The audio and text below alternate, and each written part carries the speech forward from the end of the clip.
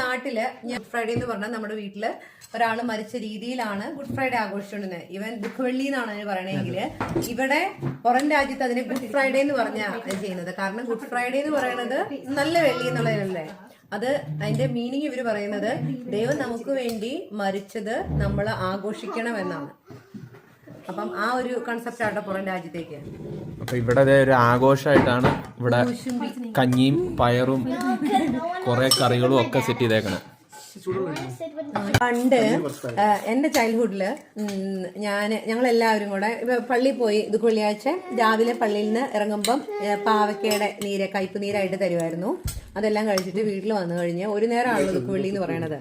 അപ്പം ആ ഒരു നേരത്തില് കഞ്ഞി പയറും. രാവിലെ വീട്ടിൽ TV ഒന്നും വെപ്പിക്കത്തില്ല. TV ആകെ ഒരു ഇതേ ഉള്ളൂ, നമ്മുടെ ഭക്ഷണ ഫ്രഷല്ലായിരുന്നു അതിന്റെ മലയാളത്തിന്റെ ആ സിനിമ മാത്രമായിരിക്കും മിക്ക ചാനലിലും. അത് മാത്രമായിരുന്നു കാണിപ്പിക്കുന്നുണ്ടായിരുന്നുള്ളൂ. ഞാൻ ഓർക്കുന്നുണ്ട് അന്ന് ഭാരപ്പെട്ട പണികളൊന്നും ചെയ്യരുതെന്ന് പറഞ്ഞ എൻ്റെ വല്യമ്മ അത് ഭയങ്കരമായിട്ട് എൻ്റെ വീട്ടില് ഭയങ്കരമായിട്ട് ഞങ്ങളുടെ കുടുംബത്തിൽ അത് ഫോളോ ചെയ്തിട്ടുണ്ട് കേട്ടോ. അങ്ങനെയാണ് എല്ലാ ദുഃഖവെള്ളിയും ആചരിച്ചുകൊണ്ടിരുന്നത്. എന്നിട്ട് വൈകുന്നേരം പരിഹാര പ്രദക്ഷിണം ഉണ്ടായിരുന്നു. പള്ളിയിൽ നിന്ന് ഞങ്ങളുടെ അവിടെയുള്ള കപ്പേളയിലേക്ക് പരിഹാര പ്രദക്ഷിണം കുരിശിന്റെ വഴിയിലേക്കുണ്ട്.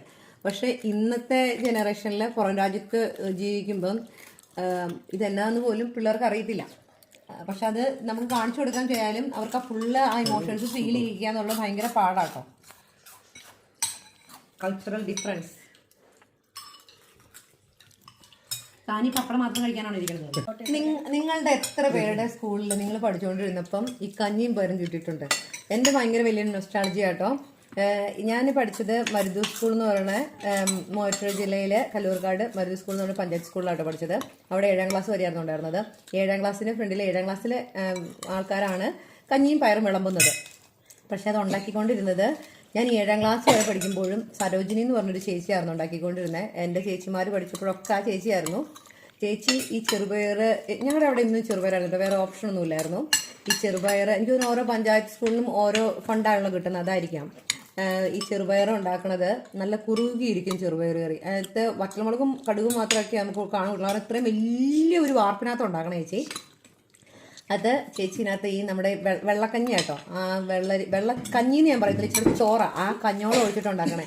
ആ രുചി ഇന്നും എൻ്റെ വായിലുണ്ട്. അത്രയും ടേസ്റ്റ് ഇത്രയും നാൾ ഞാൻ ചെറുപയർ പല പ്രാവശ്യം ഉണ്ടാക്കിയിട്ടും ഉണ്ടായിട്ടില്ല കേട്ടോ.